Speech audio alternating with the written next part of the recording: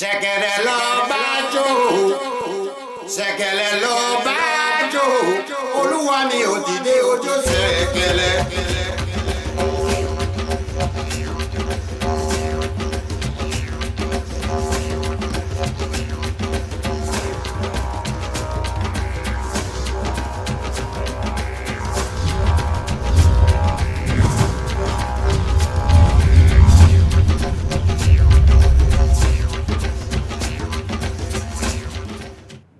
Hello and welcome to Theoryforge Chronicles. I am Phantom X, as always joined by Sog, Legendary Neurotoxin, and Diggs, and our guest, Stephan Prime of Riftwood. How's everybody doing?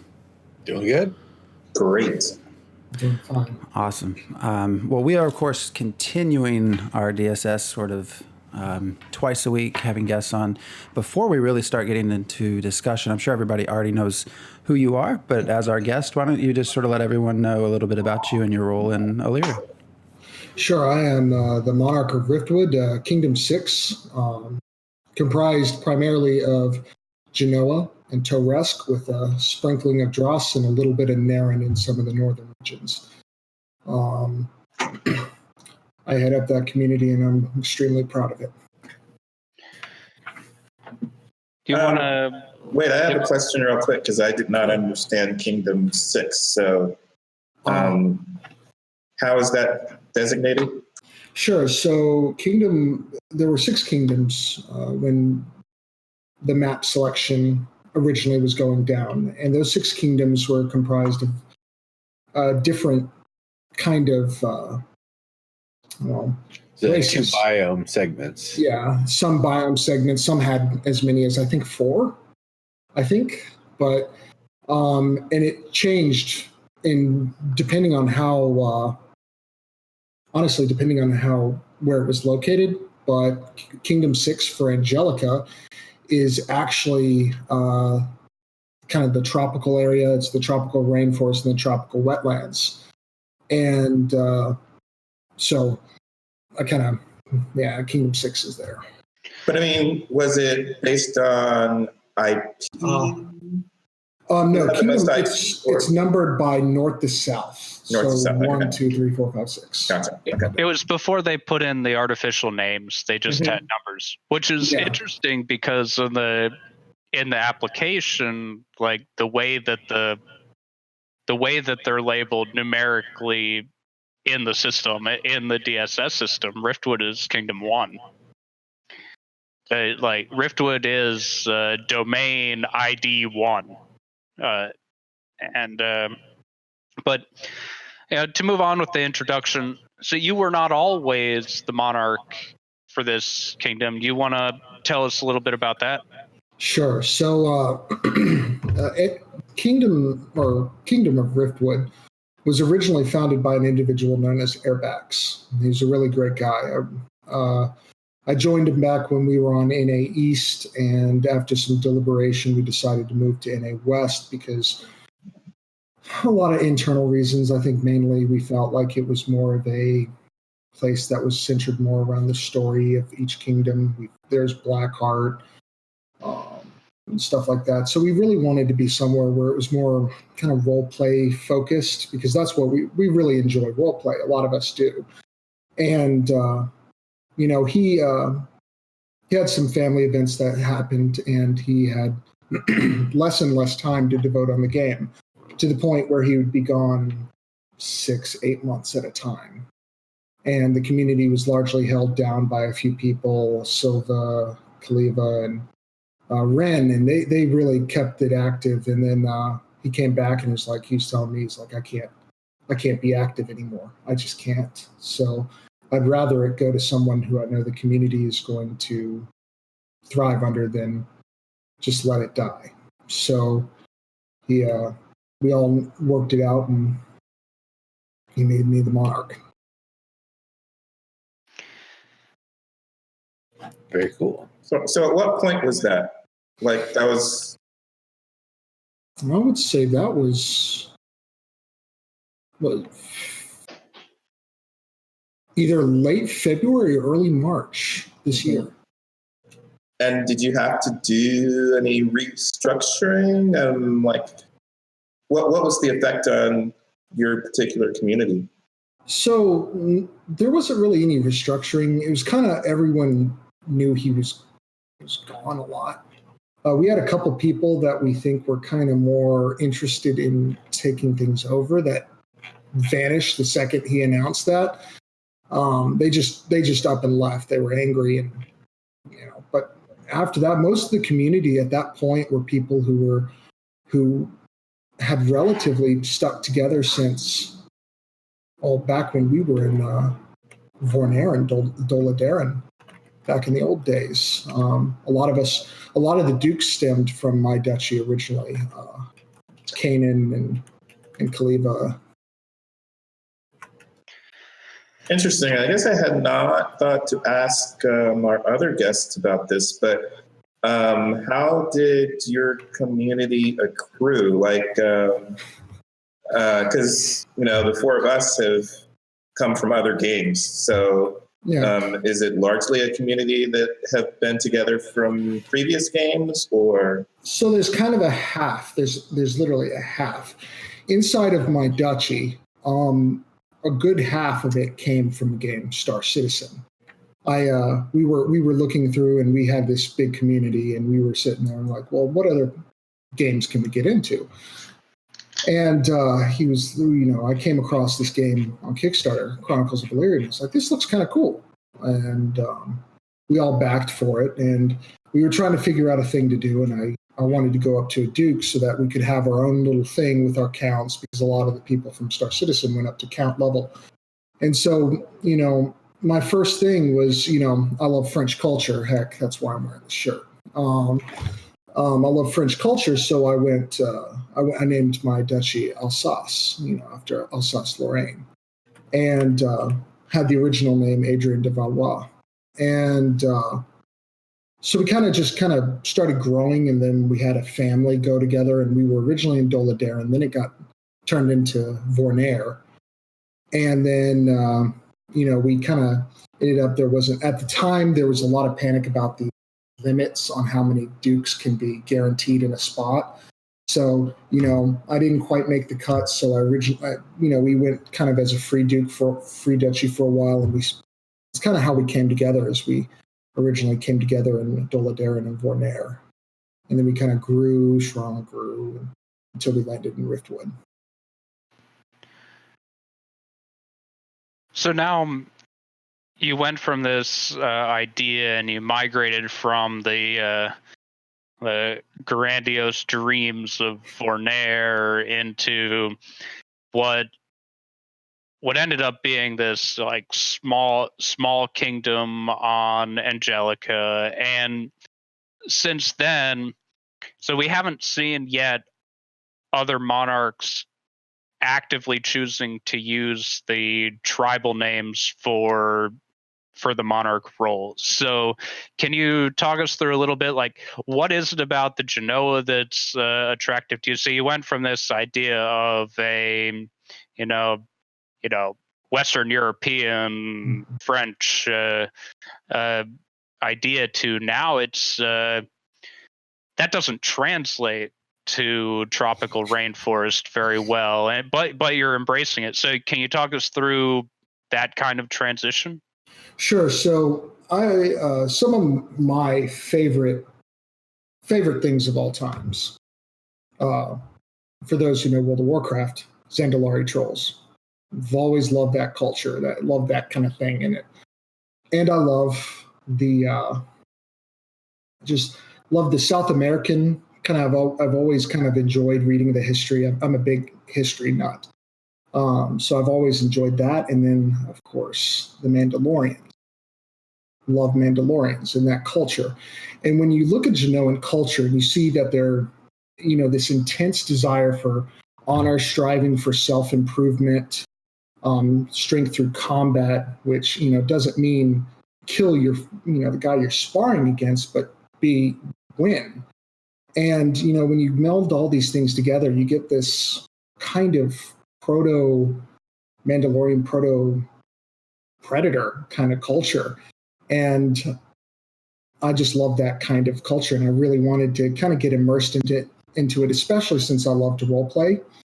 So they just kind of, I just wanted to dive right into it.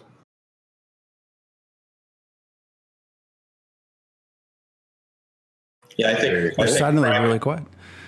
I think Prime of Riftwood sounds really good. Actually, it's kind of catchy. I love it. And then, what does, just from a role playing sense, it seems like it would feel cool. How does using the name feel different? Does it cause you to feel different about how you're thinking about the space, or? It makes me immediately like think of it differently personally, but yeah, I feel more like it's more of a hunter feel, like a pack, not quite a pack leader, but when you have a group of hunters and you're the prime, or you're more guiding, and a guiding influence, which is what I really like. Not necessarily the iron fist or anything like that, but someone who kind of wraps himself in the pride of his nation and pushes forward. yeah, I mean, I'm picturing this. I'm just picturing like the meeting of leaders and what it means. Here comes the prime walking in. Well, it seems pretty cool, actually. Yeah, and who of the pack walks in with him? Because you hear king, queen so often, it sort of waters down the like, oh, the king, right? But then also prime coming in. It's like, oh, well, what's this mean? What's the deal with this? Yeah. So you talked about some of the influences, and it seems like where you picked is definitely, in good alignment. The Forge being was as game number 1 and Forge number 2. So that's definitely like huge, hunter-gatherer sort of thing. Not that you can't do any of the other stuff. You actually don't have any lack of resources in all of Riftwood, which is pretty sweet in general. But those two being the highest ones, do you expect a lot of people to live off the land rather than living off of farms? I think specifically towards the tropical rainforest, I think that's what you're going to find more, is a lot more people interested in kind of hunting the animal. I mean, you can, of course, find those kind of foraging things and stuff like that in the tropical rainforest, but I know a lot of people are going to try, enjoying the hunting aspect, not to mention the Genoan religion, Faden. Specifically for them, they believe that their power comes from eating and hunting what they, can find, and the strongest thing they can find. So, they even have totems and everything related to the, how difficult of something you killed and whether or not it's worthy of being on that totem, and that pole for representing the history and stuff of your family. And Very along cool. with that, the northern duchies in Riftwood do have they're the wetland farming district. So the northern duchies are all most abundant farmland. So I'd imagine, I wasn't a part of the community at the time of picking, but seeing the way that the Teresk and the Genoa blend well, and the potential for interaction, and when you have really 2 tribes and 2 biomes instead of some of these areas that are spread out and mixed, how much did the complementing strengths of them work together? Well, believe it or not, Kingdom 6 was actually initially, for a lot of the people in the community, a hard sell. A lot of them were like, Kingdom 1 and Kingdom 2, that's what they wanted. They wanted Naren, they wanted, my duchy wanted Hrothi. And, we were really interested in that kind of research technology aspect. So Hrothi seemed like a great idea. And, I love the dwarves and all that Lord of the Rings stuff. So, but when we didn't get those picks, we were like, well, crap, oh God. We know the 1, 2, and 3 are going to just be taken. So we got 4, 5, and 6. And originally, Airbacks and myself were the only huge fans of Kingdom 6 For us, it was Kingdom 1 or Kingdom 6. For Airbacks, it was actually Kingdom 6 first. But, we talked about it. And a lot of people, their main concern was that someone could just walk up and challenge you. And then you'd have to fight for your land. Like just a rant. And so they took it out of context. So the thing is that during a power vacuum, they judged the best candidate for the position as the greatest fighter that could be represented from the community that would ascend to that title. In a power vacuum, that you would have a trial by combat, but not in any other traditional sense. They for Genoans, they value the bloodline tremendously. It's like as soon as that person reaches that status, that bloodline becomes an almost enshrinable thing. It's yours to lose. Yes. We believe and we respect until we have reason to not respect anymore, and then we'll find somebody else. Exactly. So, as picks have progressed, and you picked as the monarch, and then you were able to choose your duchy and your county and settlement, but then you had your other account to pick later. How did domain selection go for you? What were the things you liked about it? Walk us through the experience with that unique perspective. So my plan was always to get 4 Shadow Heights, which is now Drashuri, and the rest, which is going to be Drashuri at some point.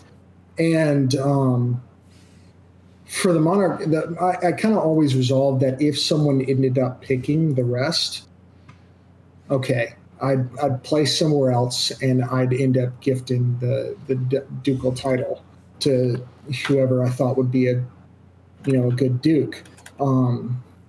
Because we already had kind of an internal list of what people who were placing wanted. So we knew, the place to my west was taken. We knew once he joined our community and their community joined ours, we knew that, the northwestern areas were taken. So and I knew Kaliva was going to take the place to my north. So I had no other place but the rest. So it was stressful every day, kind of waking up to see whether or not that slot was taken. And then once I took it, I was like, okay, now a different part of stress comes on. Because, I really have focused hard on trying to get the community happy in where they are. And so every day I kind of keep track of what people want, and what people are looking for, and if they can get it. And so I stress on behalf of them as well, because I also tried, we had some times when people were like, well, I want to place here. And then, they were conflicting placements, and I tried to solve that as best as I could. And then we had a random placement that we had no idea who it was. They just took a double counting. We're like, well, who the heck is this? And we're like trying to solve it for days. And then Plume comes up. It's like, hey, there's this one person that mentioned they were placing a couple days ago, but they never said anything. And I was like, yeah, it's probably him. So I contacted him. He's like, oh yeah, I placed there. And I was like, he's been a part of he's from our Star Citizen community, but he just never talks. He just rarely talks. He's kind of more reactive. So I was like, thankfully we know who it is, but it's just a lot of stress in between it, just making sure that everyone can get what they want and hoping everyone can get what they want. Yeah, the randoms seem to be one of the biggest concerns of everybody, right? Because that just can throw such a wrench into everything. Yeah. At the end of the day, you can't stop them, but right. You can try to at least welcome them into your community. That's what else? If we did have anything, I try to suggest, let's not just jump to our knives and pitchforks, and try to at least see who they are, and bring them into the community if we can, because it would be better if we had good people than just an enemy right off the bat. I think right now it's kind of interesting to see how things will be later, when it does come to how welcoming certain groups are or not, because again, I always bring it up, but there's eventually going to be thousands and thousands and thousands, hopefully extra people not currently involved. So I think it gives some insight into how, on server open, everyone will be perceived. So. And then recruiting changes from, just posting things in the forum and Discord to like actually meeting people in the game. Like, hey, you're around here, so we got this idea. What are your ideas? How do we work together or not? And we'll have very little idea until we get in there and see how it all works. Diggs looked like you had a question. Which is, I think, a good segue into resources. How are you feeling about the resources that are available, and how has that affected your concept of the area? So, when it came to Riftwood, I already knew like there should be a relatively decent amount of stone, especially with our mountains. A decent amount of wood, tropical rainforest. But I was always trying to wonder what would we be struggling more for? And I knew farmland is the one thing when you get to the tropical rainforest, you don't have. So my question becomes, how do you get that food for a lot of people? Because, we have more and more people popping up and, because of capital placements. And so one of the things we're trying to figure out, internally is how do we kind of figure out, I think we got a pretty good idea, lots of trade and moving food resources back and forth from the north to the south, and more of the exotic materials that you find. We got bright smiths in the tropical rainforest, and we got tons of silvers, and the original duchy names suggest something. But I think we're pretty confident with the resources. We think it's going to be a pretty resource dense area, so we're pretty happy with it. Yeah, I mean, worst case scenario, go out, hunt and kill everything, brine it, get it nice and salty, smoke it, and then you just got piles of smoked meat around, and it just keeps. Just deer ham for days. Or let it rot and trade it to the dress. Well, it's kind of interesting because farmland, a focus on farmland is a very Western idea. It doesn't really go along with hunting in a tropical forest, in my view. But then that reminds me that even the way we're doing borders is actually quite counties and all that stuff. Duchies and counties is very Western. I was thinking earlier this week with Dorian hitting, probably Native Americans in the area used to move. That's why a lot of Native Americans were nomadic, I bet. Like they would probably be like, oh, hurricane's coming, or it's hurricane season. Let's head inland or head up the coast, or we'll come later. They probably didn't just stick around and wait for the hurricane to drown them.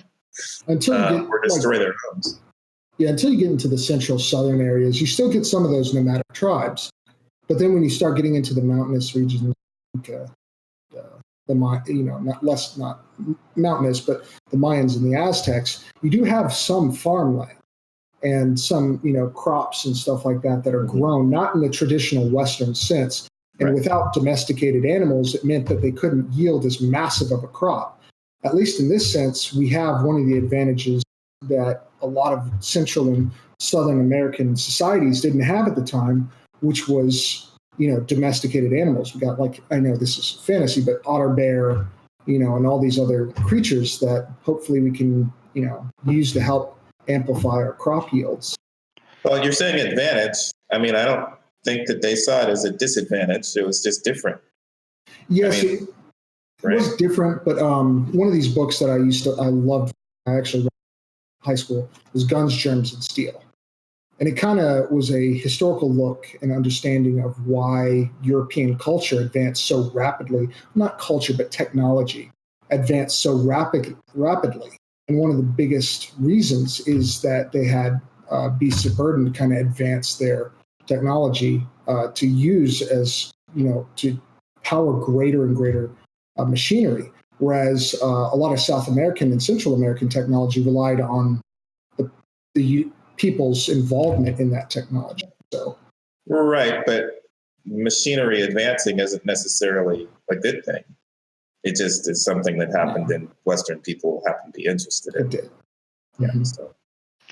So along with that, like Central South American vibe that we get from the tropical rainforest, the tropical wetlands appear to have more of a Southeast Asian vibe with the because wetland farming has been described as like rice paddy farming, not necessarily fully submerged, but like partially like wet ground farming, and a lot of shallow boat travel has been hinted at, and connection with waterways and things like that. And I think that it'll be really interesting as we'll see this interesting blend of tribes that are starting with cultures that in our world were very separated by giant oceans, being right next to each other and having the opportunity to meld together and create a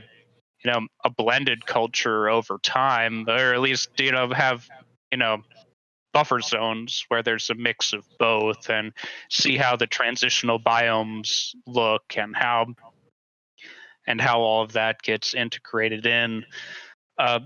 With that, so if we look at Riftwood after the Dukes picked, Riftwood ended up with 5 empty duchies in the Teresk area, which on the server is a pretty large number of unclaimed duchies. Well, I think it's the largest number of unclaimed duchies, and they're all grouped together. What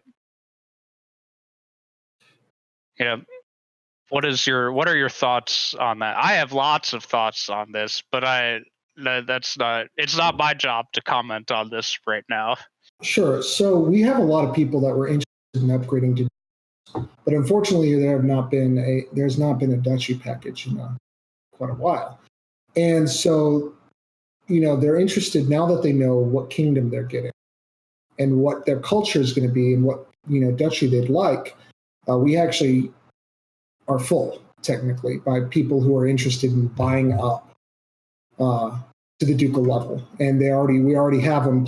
They're already starting to place and or negotiate with the people that are going to be planning on buying up. And we of course did our outward support of the people that were planning on it, but at the end of the day, it's whoever gets it first. So there's always we can hope that they get it, but I'm pretty confident. So then we had this outward appearance of like, whoa, 5 empty duchies. What the hell is going on with Riftwood? And then Count Week began, and the conversation has shifted dramatically. And the conversation now about the southern part of the map in general, specifically the Genoan parts of Riftwood and over into Selene's Duchy and Blackheart, there's a whole lot of chatter about sustainability and the amount of population increase. And one topic today was had an odd title, but basically was saying everyone in Riftwood is going to starve. There's no way that they can handle this. So if anyone's in here that doesn't understand how or why that could happen, if you have more than one county or multiple mayor packages and you claim a settlement, you boost the population of the settlement and you add parcels. So a town, if you have the right packages, can become a capital. And if we look at the map now, in western Riftwood, southwestern Riftwood, there are a lot of capitals from counts placing in the first few days. Before we get to Stephan's perspective, I actually want to ask the rest of you guys, like, what do you think about sustainability? Like, do you think when you look at this area of the map, what do you guys think? Do you think there's no way, that's stupid, what were you guys thinking? Or do you think, well, I have no idea. There's Let me know. beasts, there's berries, there's coasts for fishing. Like, NPCs will find a way to eat if you don't have farms for them to eat from. Like, I think things will be fine. Right, that's what I was thinking. The NPCs, I don't understand why the NPCs would starve. Yeah, they'll be doing their own thing. So is this in the context of a month, 6 months? Like, what is? Because I have to say, if Soulbound would release a game that within a month, people die, because I feel like that would also be sort of a design choice to avoid. But so I guess I'm curious, is this a complete over exaggeration? Within a month, we're gonna all be dead. Because I would assume that's probably not possible. That's a hell of a 10-year plan. I would think that they might run a couple simulations and tweak a few things That's to what I make mean. sure that wouldn't happen. I would hope, knowing where things are placed, that would sort of be accounted for. Now, maybe in the long run, if things weren't developed and created and taken care of. But, the first 6 months of your game, that'd be one hell of a way to go out. Well, I guess the question that brings up to me for our prime here is the laws against poaching or hunting your own food supply. Because what stops us these days is, with our homeless issue and everything is, everything is restricted. We don't have the ability to make our own homes on land that's not technically our own, property that's not our own. I used to have this dream of going out into the wilderness in the US and starting my own tribe when I was in 5th grade. But that's not even possible because it's against supposedly that land is the property of other people. So you can't even You'd have to buy the land first. So there's places where you can buy land for dirt cheap. It's just not the wilderness. So that was just something that we've discussed before at a loose level, because right now we have a lot of mechanics that we just aren't sure about. We know that we are going to make sure that we don't over hunt and don't over forage for stuff so that we don't run out of a supply. But at the end of the day, we got to see the mechanics around it first. But we know that we are going to actively try to encourage hunting as both either a necessity or a spiritual thing, and try to have a plentiful amount of food that people don't feel like they need to go out and hunt a ton of food to supply their town. But the whole culture is the culture of the tribe is based on that. Yeah, and that's where I get the spirituality, because Genoans, well, I guess a more accurate word would be the culture of the kingdom. The cultural hunting I can understand, but they don't go out and then just hunt everything they see. They hunt what is worthy of them to take on. So they wouldn't. Well, I hope that no one felt like a rabbit was the only thing that they could take on, but who knows? But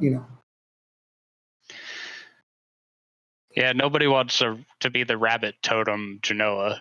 I think that might be the wrong direction to go. Oh, and do you know, religion-wise, how that affects other areas? The last time, I think Wednesday, I was asking a question about gods and locality. I'm not sure that gods necessarily care about man-made boundaries. So would you be directed to hunt in lands that aren't owned by you? Do you know? Honestly, no, let me get some clarification. Are you talking about kingdom-wise or duchy-wise or just any kind of border-wise? I don't know. I'm just any kind of border. So I'm originally thinking it would be fairly local. Yeah, so like locally, I don't see. I would hope that there wouldn't be a problem amongst counts for citizens to be traveling in between them and hunting them. I think we're a pretty tight community in so much that we would kind of be okay Well, with yeah, I that. don't mean within Riftwood. I mean outside of Riftwood. So, okay, I see what you're saying. Like maybe your god says, or goddess, I don't remember, but says you need to hunt blah blah blah over here, or maybe even something else like stop these people from hunting elephants. Well, I don't Who knows? think we have a mechanic for how the Faden receive messages, unlike the Altafali, where they like kind of receive directives from the twofold queen for what they're supposed to do. I'll have to go back and read, but I didn't get that vibe from the Faden of like we're doing what we're told. That it's more of a the Go ahead. Kipik view it as a harmony relationship and wanting to protect nature and all of these and lots of things. The Genoa are more of integrating in with it and being a part of the food chain and throughout their hunt and throughout their ritual and consuming what they have, that absorbing some of the strength from spirits. But I don't know that I've read anything that suggests that they get a directive for how to do that in the same way that the Altafali do. So are the Genoans worshiping spirits rather than gods? That's what I get from it. It's more of a spiritual thing, and they have this whole ritual behind, I guess, spirit vision, and they get a spirit animal that you can get and all that stuff from it. And there was even this lore aspect about Genoans sending. There was a horrible drought in the tropical rainforest, and they sent warriors into the spirit realm to fight a phoenix. Well, so that phoenix might not be in Riftwood, or where you go to enter that space might not be in Riftwood. Yeah, so maybe in like a spiritual thing like that. I mean, I'd hope that other monarchies would be interested in kind of helping preserve their land, so they'd allow us to do something like that. But I don't think I guess I get the feel that maybe it would be a personal thing, not something kingdom led. Like a person would kind of have their fate kind of brought to them, like this is what I have to do, and it's not championed by any one kingdom or anything like that. But they become like a hero, because I remember something about there being stuff with it. There's a fame level outside of the nobility for people to ascend, stuff like that. But if there were a situation where Genoa coming of age needed to travel out and the neighbors were not supportive of that, what would the result of this situation be? Well, if it was something officially championed by the kingdom, then I'd have to respect their wishes. Because at the end of the day, we're not going to create a diplomatic incident by trying to do something that isn't that for us personally championed. It's just not going to be worth it. But I can't force players that are just on their own and not representing us. I can't force them not to leave, because they can get more of a prison than a kingdom. And if they decide, I'm going to Kingdom 4, Kingdom 3 to do this, and they're like, okay, but these people don't want that. They're like, I know that. I don't know what to. I can't tell you no. I mean, I can, but anyway, it's not a crime to want to leave. Yeah, I am just curious about how the mechanics of each religion is actually going to affect governing. Yeah, I'm really curious about that Subjects. too. Oh yeah. Since it's been going on in chat for a little bit, I just wanted to bring up something that's a little bit confounding from like approximately every game anybody's ever played, except maybe Oregon Trail. The idea of going out and hunting in an MMO, you kill 12 wolves, maybe 3 of them have wolf steaks. Great. versus in the Oregon Trail, you kill one buffalo and it insults you. It's like, great, you killed more than you can possibly bring back, you jerk. Here, you brought back 50 pounds because that's all you could carry because you're puny, and you left like 2 tons of meat on the ground.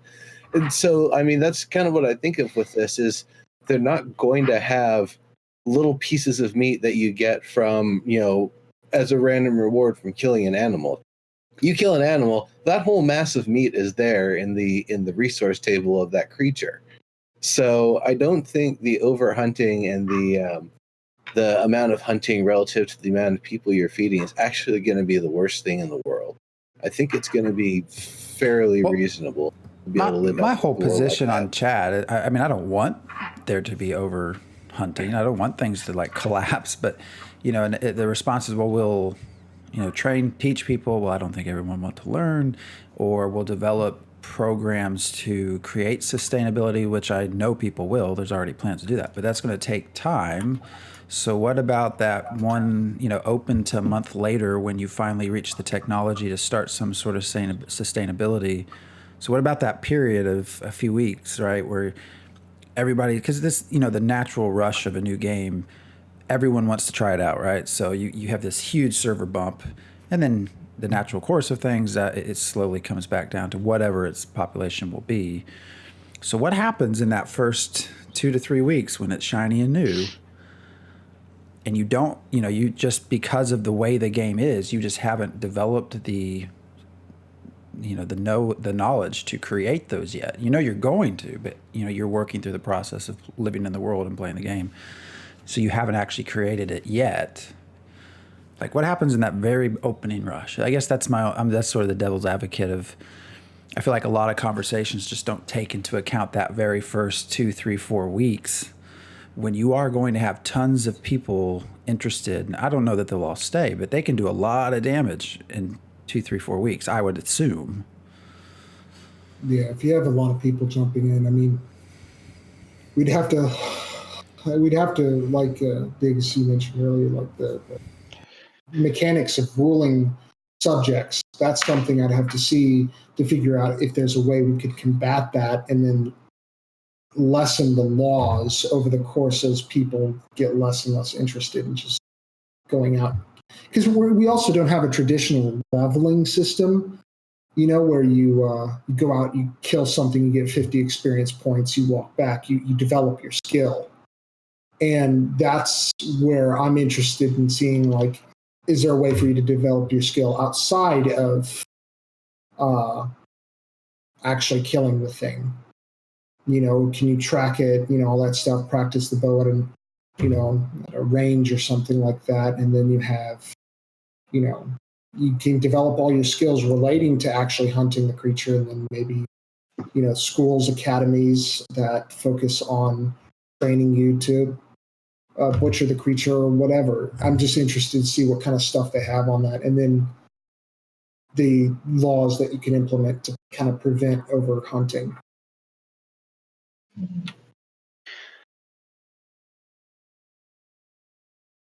Sorry, I'm typing. So Someone's asking if you know how to domesticate animals, xenocrates. So I'm pretty sure they do. I don't think there's any refuses to allow domestication of animals. I know that we'll have some kind of cat. So I'm sure there's going to be something that Genoans domesticate. But it sounds like they don't really domesticate. They have spirit animals, so it's kind of a little different. I'm curious to see that. Like, I know they got the spirit animal to guide them on their spiritual journey or their lives or whatnot. But that'd be interesting. Because I haven't really seen an answer whether one way or another. I've seen in the Toresk areas like notable jobs. Someone who tames animals and someone who raises animals. But I don't believe I've seen any in my own area. But I haven't gone through every settlement, so there could be. I just. So we know that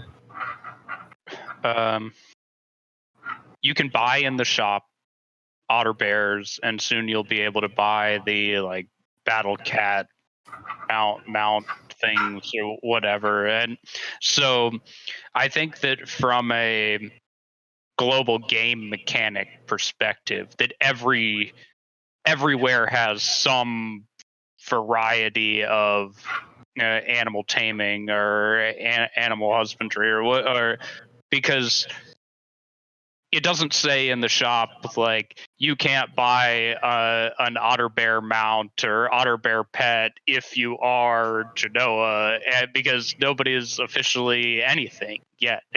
There's no limitation on all of that. So I would assume just from anyone being able to buy things that it's a global process. It might be enacted differently, but having tamed animals it's 100% a thing wherever you go in the game. I'm pretty certain of that. It's kind of interesting because northern Riftwood, there's quite a bit of livestock keeper is quite common in the north. It's pretty common in the south too. No. In the individual towns and individual counties, it's pretty common. I mean, Dressuri, no. Ravenwood, no. Yeah, you just have to drill down. Sana, I'm just looking at the overall again. Okay. Like at that level. I'm just saying, at this first level that we're drilling down to, it's very popular in the north and not so much in the south. It just seems interesting. What's the difference between Dressuri and Dressuri? Dressuri is going to be melded into Dressuri. I just tried to make a name close enough that kind of was represented that you could tell they're going to be roughly the same place. But Dressuri is going to be the official. Which one? That's the one with the accents? The accents, yeah. Uh-huh. Okay.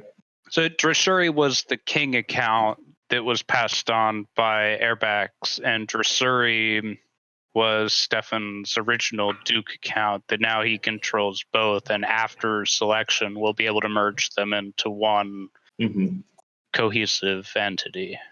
Gotcha. Mm-hmm.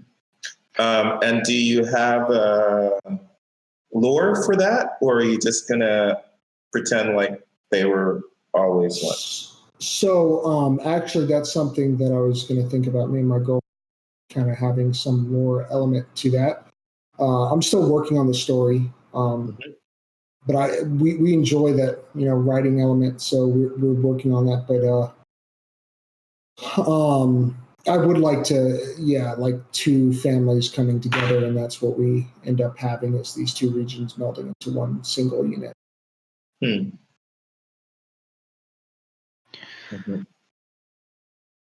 Well, we're getting close to the end here. I'm going to post the giveaway real quick. Okay. So we touched on it earlier, but I just want to ask the question I've been asking. From when Kingdom Selection first happened to when the maps finally settled, did the changes in resources and information provided have any bearing whatsoever on Kingdom 6 and the duchies and any of that? Or it seems like an area where you were kind of expecting what it was going to be, and it was just going to be variations of that. So I knew there's going to be a lot of toward the game. So I knew that really any resources they may come up with at any point would be something that would be balanced out later. Now, I know that population is kind of a big thing, especially for us, given that we were the smallest kingdom. We got to have, so I mean, we talked, we made forum posts, talked with devs and stuff like that to try to make sure that the domains on the map were as accurate to the write-ups as was feasible for them to do within their system. And, but I knew that once at some point, there's going to be balancing all the way down to launch, that we're just going to have to wait to find out more about that. So, like from from that, I always knew that I wanted the spot for Drashuri. I always knew that was the place. Actually, when Airbacks and I worked on it, and we sent to Serpentius our desired spot, I circled that duchy on the map, saying this is the one I want. But it was just kingdom selection at that point. It was doing that. Oh, okay. So, yeah, cool.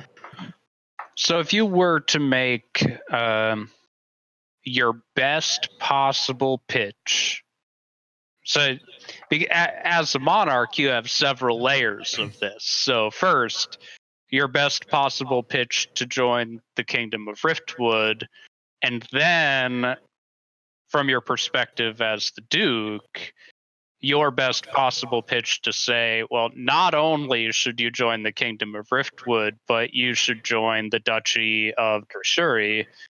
What would that sound like?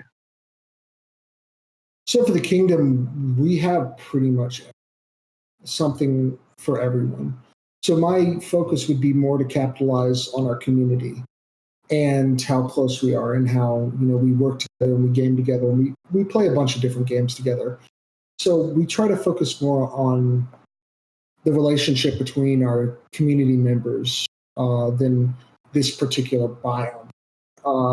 Then when it comes to more specifics like the duchy, the duchy level, I'm trying to focus more on the idea of a place where you really can feel the immersion of the Genoan society, because we're going to focus hardcore on being Genoan. We're trying to get people to follow the Genoan naming convention, calling the counts Talar, and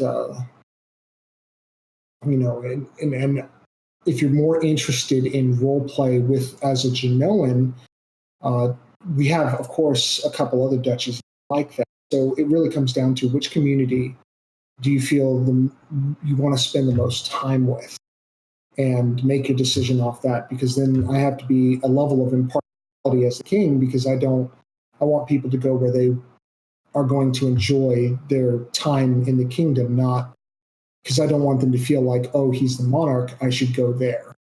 So I focus more on the message for the kingdom, and then hope that if they like the community that I have, they come to our duchy.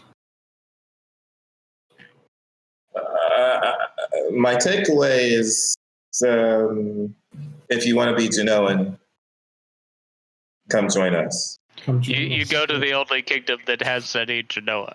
Well, no. If you want to role play as a Genoan, that's what I'm saying. If you want to role play a Genoan, come here. That seems to be what the message is, because really everybody says, "Oh, we have something for everyone. Just come, and we're really fun." That's what everybody else has said so far. Except one person who said, "I will kick your ass and make you better for it." Yeah. We do get the we're a place for everybody. Come join us. Have a good time. It'll be a blast. That's our most common response.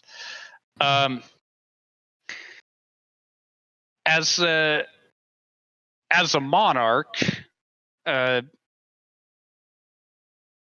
we've never had a monarch on the show before.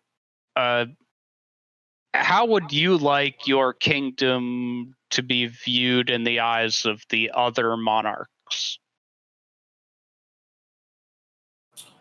You ever see that Revolutionary War flag, the snake in 13 segments? Don't tread on me. I live in southwestern Virginia. Like that's the license. Okay. That's the license plate. This is Patrick Henry's homeland, right? This is. If you could put that mentality, that would be it. We're friendly. We'll work with you. We'll do what we can to help out. But you step on us, we're gonna fight back mean. We're gonna be mean. So something I've asked everyone that's been on is if there's just been anything surprising, at this point with picks, or anything that's caught you off guard, or we mentioned randoms or things like that. I'm just curious. We haven't, except for that one guy that was one of our community members that just say that he was picking in our duchy specifically. We've had a pretty organized picking. Everyone so far has gotten what they wanted. Which interestingly, I think has generally been sort of the response we've got, right? That there's not been a whole lot of, I want to say excitement because it's exciting. Not been a whole lot of surprise, which is although interesting. I'm very intrigued by what's going to happen next week.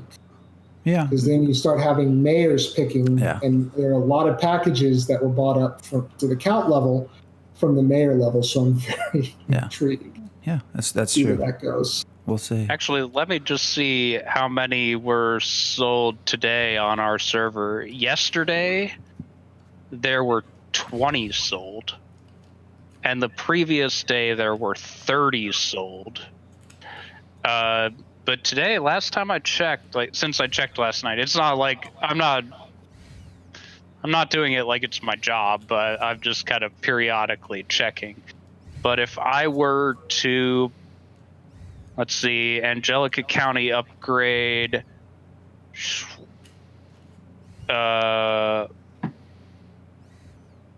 we're down to 714. There were 727 last time I checked today, so that's another 13 gone.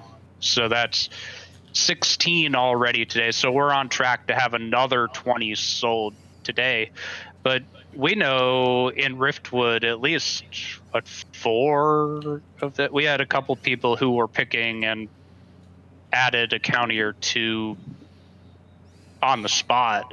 So we don't know how many of those are carrying over, people planning to use them later. But we're so far this week seeing, 20 county upgrades ish per day being purchased. So, and then there's the whole concept that I joke about, the hobo count of the person who doesn't have a package that includes a villa or anything. Is like, it's a brand new account. So you buy a bloodline package, you buy a mayor package, you buy a count package. You have none of the benefits of anything but the bloodline package, but for $595 you can pick a county at the very end of mayor week. And I think that those, or 6, you could do that 6 times, right? So we could have people that look at the map and at the end and they're not happy with where they've placed or what they've done. They say, well, there's this big kind of empty area. I want to get in on that, and I don't necessarily want to wait till the Settlers of Illyria, where you can't buy laterally in Settlers of Illyria. You can't buy the county or the settlement next to you. You can only buy up, or buy your first thing, buy a settlement. So right now, if you want to expand, it's the option. And you can expand, you could take a new count with no previous package right now and be a 6 times count, able to pick in 10 days and pop into some unknown area. And, I assume that if you're willing to spend that amount of money, that you're willing to spend as much as you want, as much as you can on exposition points and future things in the shop too. So, I think that's going to be the super exciting time. At that very last moment, who wasn't happy with their original placement and wants to, I actually want a totally different life in this other spot, or who thinks that they can run an alt to do some funny moves in a different area and manipulate the politics over there. That'll be pretty exciting. Yeah. So on this show, Fandom X, your pick is on Sunday? Tomorrow night. Or tomorrow night. It is in 1 day and 44 minutes. And my pick is on Monday, because I had a Monday pick mare package that I upgraded. It's Monday at about the time I usually start the show, so like 6 p.m. Pacific time. So next time that we have a show, we'll be able to show where we've picked. That'll be pretty cool. Anybody have any more questions for our guest here? Anything else you want to say, Stephan? Well, it's been a pleasure to be on here. I appreciate you inviting me to come out. And we have we had only planned to do 4 shows. This was going to be our last Domain Settlement Selection show, and I'll do the giveaway for the last one of that set in just a minute. But we decided to extend, and we're going to do 3 more shows. Wednesday, Duke Balthazar of Aranor, he's a brand new Duke, so this is exciting that he just he was gifted the packet. He has not built a community yet. His the consort to the queen, and has fallen into a very interesting, the Duchy of Luxspring. On Friday, we will have the King of Tyria, Archibald von Roth. Very, very interesting location on the map. Lots of fun things. I can't wait to hear his perspective. And then the Monday after selection closes, we will have Manus Dei, a very influential duke from Valyria. And we're going to start a whole new set of giveaways, and we'll have 600 EP giveaways for each of those shows too, because I don't know, we're silly and we want to give things away.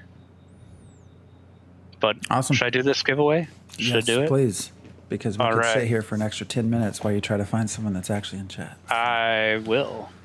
You can sit here for 5 minutes, so talk or something while I do that.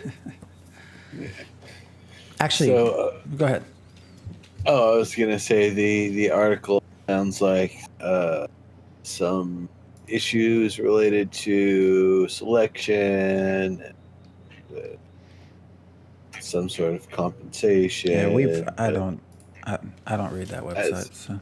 As was pointed out in chat, they never really seem to write positive articles about. I mean, we have a whole show on this already about the gaming sites that do nothing investigative, just reactionary, and equally have their own biases that they don't let people know about. So yeah, there was an issue and there was a response. Okay. That is not most journalism these days. Immediately help resolve the issue. Yep. So I haven't actually even read it. I don't even know what it's talking about, and I'm not going to read it. So, but yeah, we did do a whole show on that. Which article is this? I will read it. No, you need to do the giveaway. I'm doing the giveaway. Oh. Apparently there wasn't an empty lightsaber, though I didn't see them say anything, so... this person is in chat because it's Blade Dragon and 600 EP going that way. All right. Blade Dragon also... his in-game persona is Aku something or else, but he's running an interesting trade guild. He's been working on setting up relationships across the map, and he'll be based out of Riftwood. So I will send this stuff, the last gift for this round, onto Aku, and I guess we'll start up the new giveaway and get prepared for next week. Yeah, that sounds good. Okay. Well, with that, thanks for joining us. This was a pleasure. So, anytime in the future you want to come back on, we are more than happy to have you come back on. So, I appreciate it. Thank you very much. All right. Well, everybody have a wonderful weekend. We will be back on Wednesday. Yeah. See ya. See you later. Have a good one, folks. Enjoy your weekend.